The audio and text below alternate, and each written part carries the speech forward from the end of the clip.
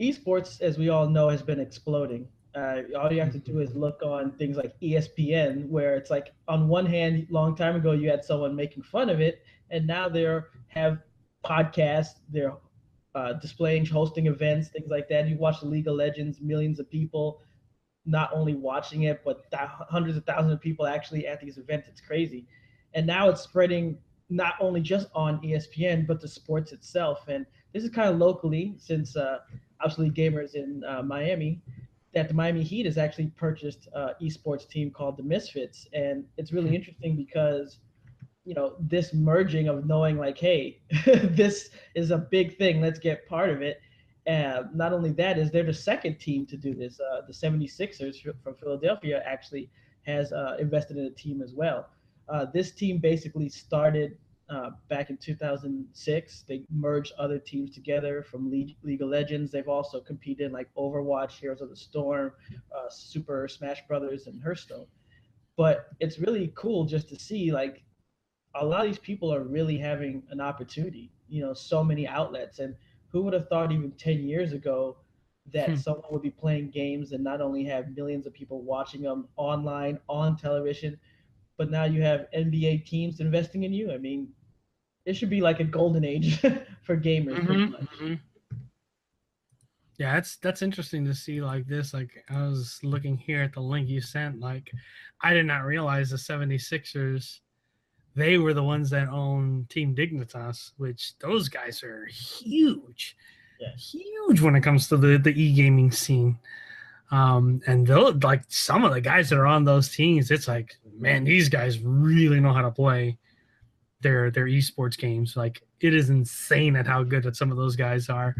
Um, but I find it like it's great that you're having more and more like things like this where they're investing more into the esports things, because like let's face facts, like you said, like League of Legends, when you sit there and look at some of the tournaments and stuff that they have, like these guys are pulling in a good amount of money winning these tournaments. I think the only other game out there that in tournament play has pulled more money has been Dota 2. And I know like it's gotten to the point with Dota 2, like if you win the main championship, I think the prize pool for the team is like $5 million. So like literally you become an instant millionaire the moment you win Wow. a Dota 2 tournament. Yeah, like it's insane. Like Dota 2, I didn't realize was as big as it was.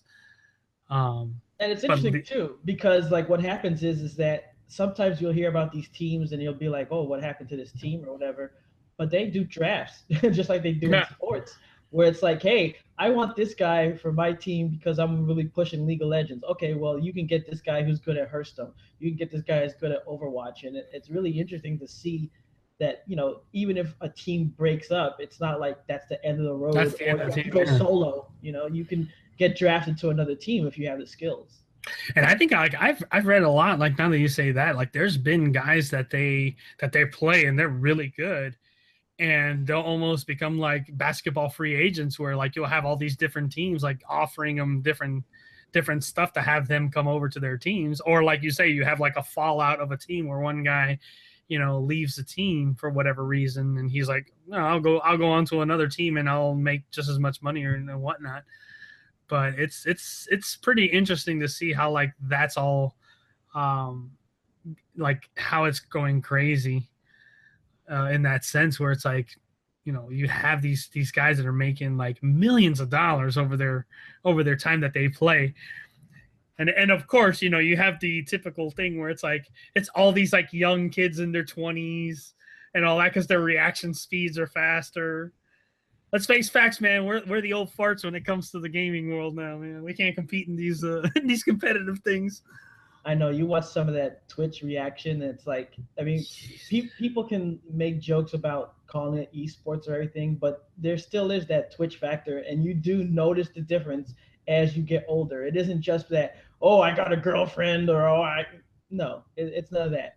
It's that as you get older, your speed is going to be a little bit less. Though there are exceptions. If you really do have that Twitch in you, both your hands, your eye, the Mhm. coordination, all that, it can extend much longer. You do have people 30s, even higher, playing games at a high level. but there's a skill that can diminish with time, unfortunately. So it's good that now you can go and you can make some money. And look, you can just like in sports, you can parlay that into something else, doing the broadcasting, the commentary, things like that. So it's not even like you're out of a job or out of a career if your skills drop, and you can't play at that high level anymore. I just had an idea. I Uh-oh. had a good idea. We need to invest in and starting, just like how they have the senior PGA, we need to do a senior esports league. Get people that are over like a certain age, like, hey, your reaction speed isn't that as good as it used to be. You can join on the senior league and still keep playing until you retire. Now we'd have to. What would be the criteria? Like, how old would you have to be, and like what accomplishments would you have to have? I think like you'd have to be like 40 or over. Oh, like you'd that have is to qualify. Yeah, like have to do like you have to qualify or something like that. Like I don't think they'd have to have like, oh, you have to have had a win a championship or something like that. But it'd be interesting to see like he'd have to do like a qualifier thing to do it. But it would be interesting to see if they were to do something like, I better not talk too loud. Someone might hear me and take my idea. But well, it's too late now. It's too late now. It's on the internet. This is our first show. We're already creating awesome things. I guess maybe we need the fans' help. So all you fans out there. Thing, yeah. What would be a way that we could create the senior league? And is 40 too high? I don't know, because I'm thinking in gaming, look, the way people already talk about gaming, if you're in your 30s and you're gaming, something's wrong, even though that's complete nonsense. But like, what would be a criteria? Maybe 35, maybe 40 is too high, or maybe you think 40 is great. Or perhaps you have to have at least one top 10 finish. Maybe not a championship, because maybe that's too difficult. That's true. Yeah, that's it. Like do a qualifier type of thing. Top 10 people make it in. Yeah, because you think about PGA, you can have pretty much people that's never won before. But I don't know. I mean, I don't know PGA that well. I've seen events, I've heard about it, but I don't know if anyone who's ever played professional can automatically enter the tournament. I think it's the same thing. You still have to compete. But I guess age limit. But I think for gaming, it would be great if you had maybe it could be nicer, top 20 finish. Something like that. But yeah, we need your help to put this, because I like this idea already. That's like I think because if I remember right, like I think the senior PGA was like they had to be in the PGA, like they didn't, like you said, they didn't necessarily have to win any tournaments or anything like that, but they had to at least compete in the senior PGA, and then they had to qualify to get in. Yeah. Like they just move over to the seniors, and then they still play in their competitions and all that, so they have like different rules set for them. What would be great about that too is that in our version, it would be that you can play old games. So it doesn't have to be the latest game. You could choose from a list of either new games, or you can even play old games. So like old school Doom. Well, it could be that old, but it could even be like, for instance, like the old Injustice or old Mortal Kombat.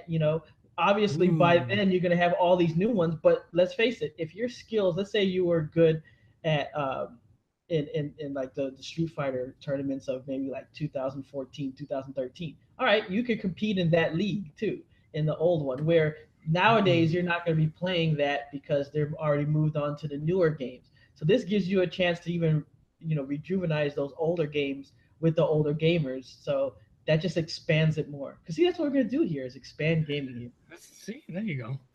Yeah, I'll have to say is my old fart self can't play Call of Duty anymore, man. There's too many like Twitch gamers. Like it's interesting seeing like how like some of these people, like if you watch them play like video of them, like how they'll go from literally like you're going straight and you just see something like a blur in the peripheral vision of it, and you just see that like snap over.